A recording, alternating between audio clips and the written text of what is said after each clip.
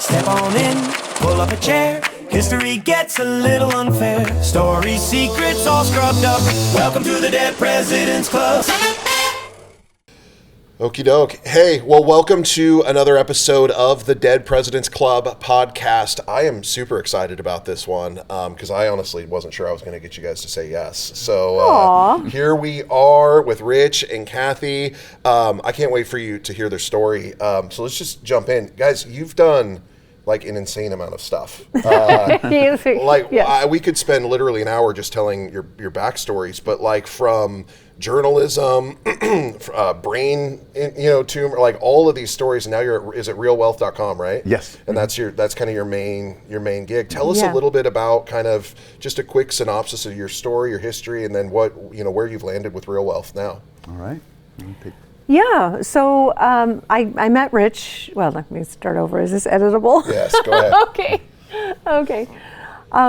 Well, Rich was and is a personal coach. He was actually a coach. He was a bodybuilder. You can look that up. There's some hilarious stuff on YouTube with him bench pressing with a mullet, and it's very funny. I like it.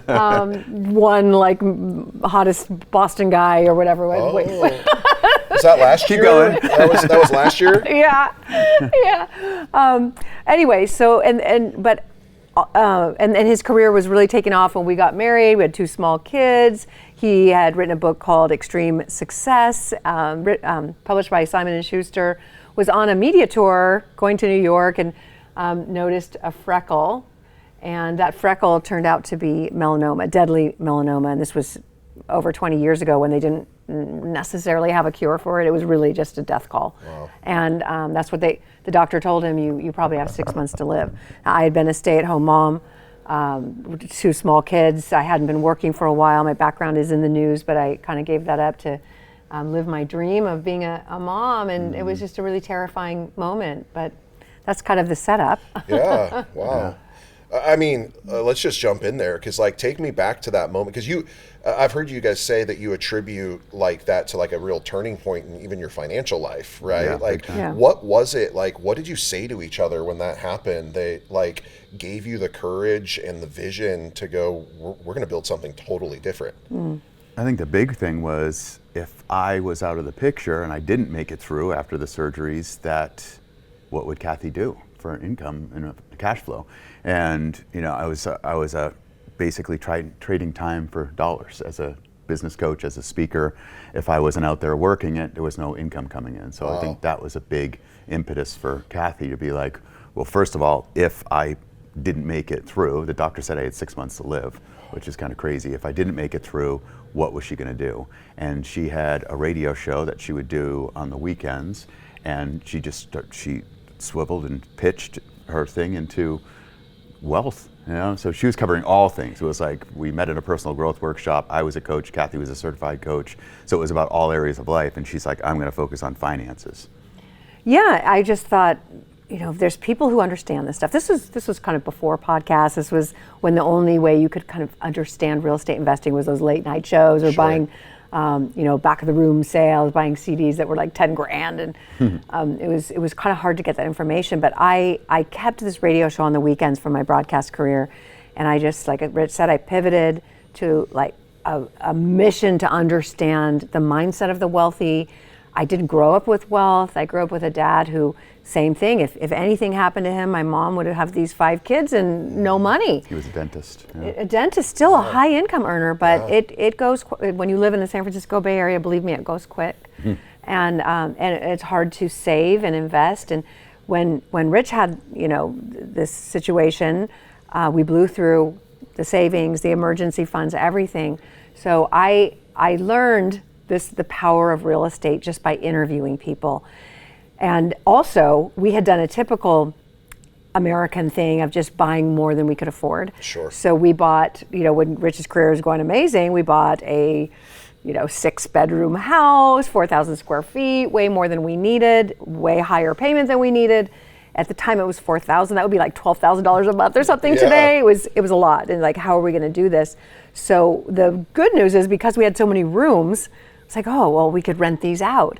And we started just renting out rooms in the original house. house hackers. Yeah, no, 1997 seriously. house hackers. There was one point I had 4 students in one room, each paying $600 a bed. Wow. And in the 90s? And it was 2002. Oh, 2002. Yeah. When this when Even still, man. yeah, That's we bought the house in 97. That's wild. So all of a sudden we're bringing in all this money just from renting rooms. So that furthered my quest to just like understand this more. Yeah. And it's just a beautiful feeling to have passive income coming in. It's just I know amazing. it. I love that, man. You guys are obviously such legacy people, legacy-minded people, which is part of what I respect. I remember, much like you, I was a high-income earner. I was a bank exec, and I remember sitting in I loved my career. I worked for Bank of America for the majority of my adult life, and I remember sitting in the living room when my first daughter came. Our kids are all adopted, so when we got our first daughter home, I remember sitting in the living room, and I had this light bulb moment. It's so obvious now, but back then it was revolutionary to me. Literally, I went, no matter how much money I make here, I'm not building anything I can give to my kids. Yep. And if I stop going to work, it all goes away.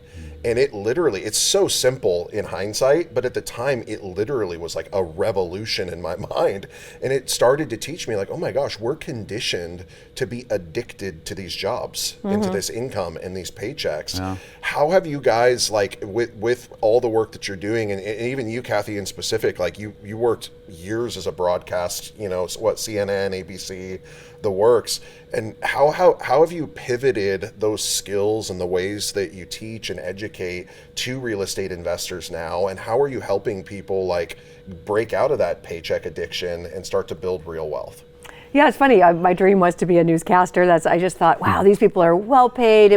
I grew up in a time when there weren't a whole lot of jobs for women. I know, it's like you were a teacher, you were a librarian, maybe a talk show host. But I just thought I could see they were also living big lifestyles and not really saving to invest. But as a broadcaster, your job is to ask questions and to learn, and that's what opened the door for me when I was able to have people like Robert Kiyosaki on the show, and for me just to be able to ask any question I wanted, which is still the fundamentals of what we teach today, and what we do today is what I learned 25 years ago from Kiyosaki himself, which was to invest obviously in cash flow.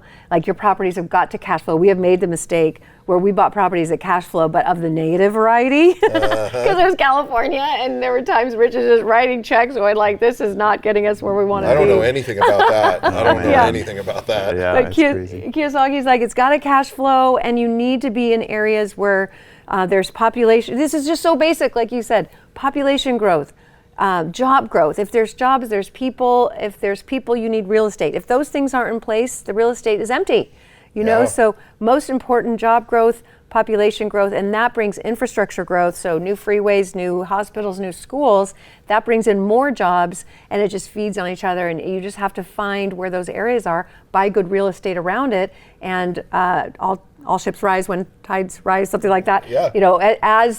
As the values go up, you're just sitting there collecting checks while also making equity. So it's just simple. It's just simple real estate. Isn't it so funny? I heard somebody say one time, it's simple, but it's not easy, right? Yeah. And Not there's always. so many competing draws, right? You guys have a concept called, I think you call it bigorexia. Is that what you call it? Yeah, exactly. I'm curious, the lion's share of our audience are people trying to figure out how to do money different. Talk about this concept of bigorexia and tell me how do we define it for ourselves? When is too much? Yeah, that's what bigorexia comes from my days of a bodybuilder, and you see these guys who are huge, and they'll be 250 pounds and just jacked, but they're wearing these loose sweatshirts and loose pants because they don't feel big enough. And so we called it bigorexia back then for bodybuilding, but we started to notice that the same thing happens in real estate and in business. It's never enough. How much is enough? And that's where it comes from. You talked about kind of the transition from us being investors to helping other investors. That's when we pivoted into asking questions, asking people, what do you want? What's your goal? Where do you want to be? And a lot of times it's what is enough for you? A lot of people don't take the time to stop and say, what really is enough for you? We have people that we've talked to, one guy said, I want to build a $1 billion fund. And we're just like, Kathy asked him why. He's like, oh, just because. For my family. Yeah, for my family. Yeah, like, do your kids care if you have $1 billion fund? Yeah, You know, like, exactly. No. So that's the trap of bigorexia. So it's recognizing it first. It's like, how much is enough, and what's the lifestyle I want to live, and how much money do I need to fund that lifestyle? How do you? I'm so curious. A little off script, a little selfish for me. I love. There's pretty much nothing I love more in my life than being a dad. And yet, I think sometimes we say things like we sacrifice for them, we're doing it for them, and I'm honestly questioning that whole narrative, because I wonder how often when we say we're sacrificing for them, we're actually just doing it for us and saying that they're going to be the benefactors. How have you built that? Like, you're a father, mother. You're also now grandparents, you just said. Yeah. Like, how do you find that line of going, like, I want to build something for my kids' future and future generations? You know, the Bible talks about giving a legacy or inheritance to your children's children. I believe in all of that. Yeah. But I also realized recently, like, my kids don't care if the hotel's 4-star, 5-star, 10-star, no star. They just want dad. They want like, dad. How do you manage that, like, desire for big foundational places for them to build from, but also recognizing legacy isn't really all that much about money at all? I think about my future self. You know, I've done it for 30 years now. I go forward into the future, and I meet myself 20 years in the future, and I'll have a conversation with him and be like, what's your life look like? What are you doing for your kids? All these different, 10 major areas of life is what I'll talk to him about. You know, where are you with your health and fitness? Where are you with your kids and your family? Where are you with your business? What are you doing? What's your day look like? So a lot of times I'll get that, which is my inner self, right? It's my wise self that talking to me, and it kind of lays it out. And then that helps me balance, like, okay, I'm also building here, I'm building here. And whenever I set annual goals, they're not just about business. You know, there's goals for all these different areas of life. So it's like I'm staying on track every day, every week, every month, moving toward that in the different areas. I love that. I love that idea of, my therapist actually told me to do that once. He goes, I want you to go sit and have a conversation with your 80-year-old self Yeah. and ask him a few questions. One of them was, are you proud of the life you built? And I literally thought it was such a cheesy exercise. And then I went and did it, and I was not prepared for, I could get emotional right now thinking about it. Like, I was not prepared for how simple it all really should be. Like, it really is that simple. I got one quick hack that's amazing that I just built recently, is I built out my 70-year-old self in AI. Wow. So I worked with Claude, and I just said, I want you to ask me questions about me when I'm 70. What's my life look like? All areas of life. Ask me, interview me, and what's important. And then it said, okay, these are all your accomplishments. Now I want to go deeper. I want to find out about who you are when you're 70. So it asked me these really challenging emotional questions. And now I've got this 70-year-old future self built in to Claude, and I can just sit down and say, hey, I want to have a session with future self Rich.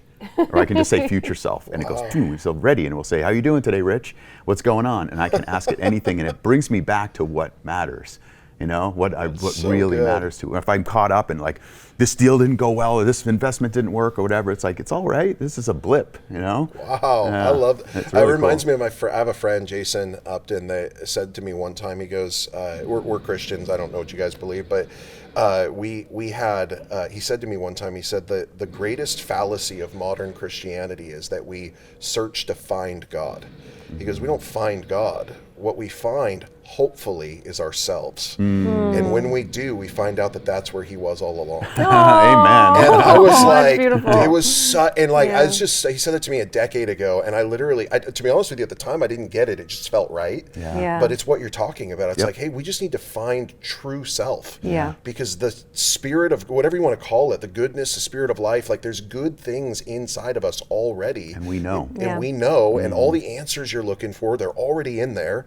We just got to get quiet enough to find what's true instead of the noise. And what you're talking about is like 70-year-old true self is like coaching you now, which is wild. Yeah, it's amazing. One of my- I get emotional when I talk to him.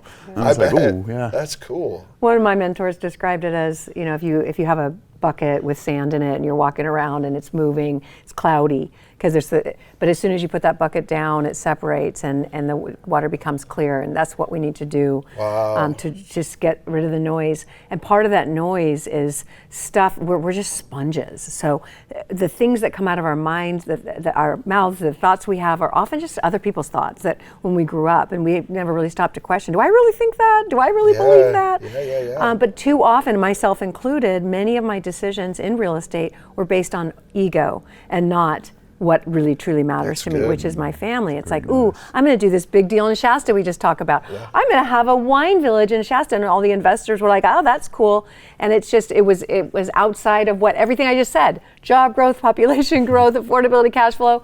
We veered from what we know works, and I know it was an ego play, and I got humbled from it. And oftentimes we will, God has a way of humbling us so we can find ourselves. That's so beautifully said. The best definition I've heard of ego recently is identification with external form. Mm-hmm. It's our pursuit of external gratification, not our arrogance. It's just us trying to identify with what other people say success look like. But integrity is about being aligned with what's truly inside of us, which is what it's like my ego goes, well, I want to be a wine investor. Like, that sounds amazing. That's so cool. But is it true to me? And the humility of being able to look at that and go, that actually was just my ego. That's beautiful. I love that. So you guys have helped, is it $1.3 billion worth of investments that have been made from your community? Assets acquired, yeah. I think we're up to 1.4 billion now, yeah. That's... 8,000 rental properties. It blows our mind. We have 88,000 members now at Real Wealth, and we are from California. I was born and raised there, and it's really hard to make the numbers work there, and most of what you get is negative cash flow, and that's actually what they teach. That's all you can do. And so it just, we've learned a lot through the years. What are the common denominators? You got 88,000 people you've helped. What are the common denominators of the successful ones? Because we all recognize that they're not all 88,000 going to have the outcomes that they would hope for, right? What are the habits of the successful to you? Number one, they play the long game. Okay. Yeah, just like we were hearing on the stage today. Yeah. It's like, I think Brian was saying it, Brian Burke, was just about staying in for the long haul, seeing that picture of prudent North Star investing, as Lonnie was saying, having your North Star, this is where I'm going, and trusting the process, and instead of trying to I want to make this much money, by the end of this year. Yeah. I would say some of the biggest mistakes people make are they look at the year one pro forma and they think, wow, this is not that much cash flow. And unfortunately, that is the worst thing to look at, because year one, you have your closing costs in there, you have your rents, probably the lowest they're going to be, at least in single family 1 to 4 unit. And you're just, if you've got to look ahead, what do you think this property will rent for in 5 or 10 years? And if you're in a growth area, it's probably going to be more. If you're in an area where people are leaving, it could be less. So looking at the future, why am I getting this? And when you start with the end in mind and think, I want this property to be my retirement, so I've got to think 10, 20 years in the future, you're going to get a different kind of property than, say, an old property that things haven't been fixed up, and maybe it cash flows really well today and you're getting a little something today, but in the long run, you have to fix all these things. There's not growth there. The values aren't going to go up. It's not going to take you. It's not the vehicle that's going to take you where you want to be in 10 or 20 years. Yeah. So sometimes the deals that investors take, because they understand this, are not that sexy really today. They don't cash flow that much, but they know they're in the path of progress. I can share the biggest mistake spouses make. Oh, let's hear it. Yeah, it's a big one that we've seen. I'm scared right now. It tends to lean more toward the husband, but it can go both ways. But it is not including the spouse in investing decisions, investing awareness, discussions, and all that. Wow. A lot of times, one of the spouses will be like, I'm the investor person, and they just make the decision. They do all these without including the other one. So I hate so much that you guys are literally just telling me all the problems in my business and life right now. Sorry. And I feel no. I mean, it's like what you just said. We buy stuff for cash flow, and sometimes we sacrifice longevity, knowing that all that cash flow goes away when a roof blows up. Yeah. Right. Or and I mean, now we've struck a much healthier balance in my relationship, but I've done that. I'm like, Oh, I've done that too. Yeah. My wife is like, hey, look, this is what I do. You do what you do. And what I forgot is that she's also the most discerning person in my life. And she can help me navigate stuff that has nothing to do with real estate, but has to do with relationships. And so learning to listen to that is so good. Hey, I got one more practical question and then two fun ones, and we'll give you guys your time back. A lot of the capital, we raise a ton of capital in our business for the deals that we do. Most of my investors are self-directed IRA investors. So we raise a lot of retirement capital and that type of thing. I'm curious from your perspective with your experience, and maybe even if you're coaching your members, if somebody had, say, $100,000 in a self-directed IRA, but they've never deployed money before, they're going to be a passive investor, what would be some things they should do before they write the check? Whew, I can definitely speak to that. Yes, you can. So the beauty of a self-directed IRA is that you're not having to pay tax, right? But some of the most wonderful parts of real estate is that you get all these tax breaks. So you don't really benefit by going out and buying a buy and hold rental with that money, because you're not benefiting from those tax benefits anyway, right, in the IRA. So do that outside your IRA. Use financing. You can get better financing outside your IRA and you get those tax benefits. So within the IRA, you want to get into stuff that's either going to appreciate, because then you get all that appreciation tax-free in the future. And it shouldn't be a business, because that gets taxed really high in the self-directed IRA. We have a lot of syndications where we build homes and sell them. And that's an active business that the IRS looks at. So then all of a sudden their IRA is getting taxed. And so I would say the first thing you should do if you're going to invest with your IRA is speak with your CPA to make sure that the investment is passive. So an example would be being a lender. It's very passive. That's a great thing to use in your self-directed IRA. There other things that have really high tax benefits, it's of no benefit, really. Yeah, no, that's exactly right. Anything to add to that? No, she's the wise one. I love it. I love it. That's what we encourage all. I go, hey, use your IRA for other people's deals. Just be passive, lender, investor in a debt fund, whatever. Yeah. Use post-tax money for all your active investments. Oh, yeah. Totally agree.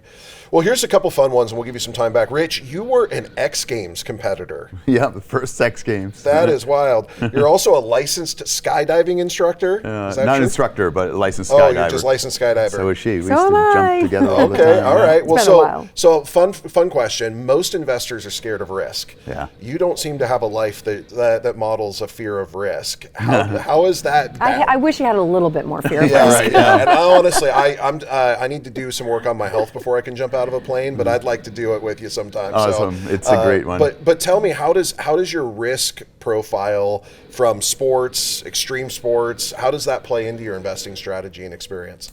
100%. I mean, that Kathy mentioned my book that I wrote back in 2002, Extreme Success, and there's a chapter in it, Have Fear Be Your Friend.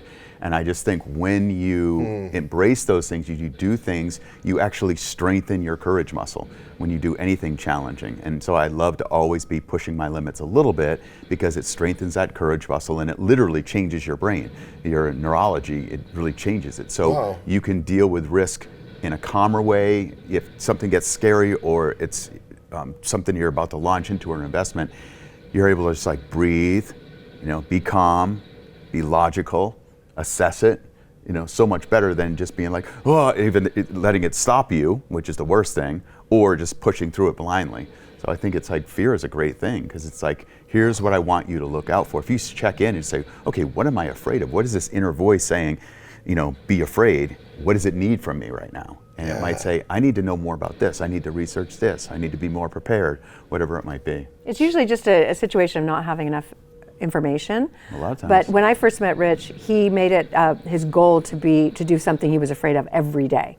Oh, wow. But Little thing, a what sales call or whatever. Yeah. Even just asking me to marry him, So that's scary. Or having a conversation I was going to about. say, that seems high on the threshold of fear. That was my most extreme. But even just having that conversation about, hey, I noticed this, being honest about your feelings about something, those are all scary things. Emotional risks. And if you could, and sometimes he would be like, I'm going to jump from this log to that log because I need to have, I need to do something scary today. Or I need a little fix. Yeah. Adrenaline fix. Adrenaline fix, yeah. Yeah, I had again, I keep talking about my therapist, apparently. I just want to tell you all about my therapy. But, You want to lie down on the couch? Yeah, honestly, you guys are so wise. I think I should just come to your therapy. But he used to, one of the biggest discoveries I made about myself is that I'm actually not like, like an adrenaline junkie or whatever. Like I'm addicted to stress. Ooh. And I had this big revelation where I went like, oh my gosh, like no wonder. Like like everything I did too big. And it wasn't because, like, my wife used to joke, like, I go play blackjack, I play blackjack hard. And she'd be like, hey, are you sure this is healthy? And I knew in my heart that I wasn't like a gambling addict. Like, it wasn't like I fiend for blackjack. But what I learned is that what I was fiending for was stress. Yeah. And when I wasn't getting stress in other areas, I was going out and finding it in unhealthy ways. It's a dopamine hit. Yeah, and so it's like, it's so interesting. You guys are just so wise. All right, one last fun one I'd like to hear. Kathy, you studied French at, is it the Sorbonne? The Sorbonne. Say it again. Say it again, Sorbonne. please. I don't know. In Paris, which has to be about the furthest thing from analyzing cap rates that could possibly exist. Yeah. Do you have, tell me about, like, do you have regret that you gave time to that? Has that played into your life today? I'm like, how do you get from studying French in Paris to a real estate investor? I just did that for 1 year, and I was a nanny also. Okay. I love adventure and exploring, and I never ever knew I'd be where I am today in real estate. Look, with spreadsheets, that's not really who I am. But no, I don't regret it. Even our daughter now, she's getting married actually in France, ironically, in 6 months, and she and her now husband spent their 4 years of their relationship traveling. They worked remotely, and they spent 4 years traveling, and they are not as far along as some of their friends in their career and their income levels. And I'm like, yeah, but the experience. Yeah. The experience of everything, that you've been to Africa, you've been to Asia, you have lived, you went and stayed in an orphanage in Cambodia. Like, the things you've done have given you so much life experience. Don't you worry about the money right now. Yeah. So it's really like, how do you define wealth? Yeah. Yeah. How do you define wealth? And I look at us and our children, and I'm like, we're very wealthy. We live in Malibu. We're probably the poorest people in Malibu, but we feel like the wealthiest by our life experience, and that's truly what matters. Yeah. I would add on one thing onto that, just from an outsider perspective, is she's an addicted lifetime learner.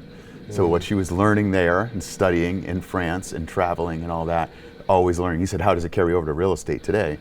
She was like, I'm going to learn real estate. I'm going to learn investing. I'm going to learn wealth. So, And dive in and learn it well. yeah, And constantly learning. yeah. I love you guys so much.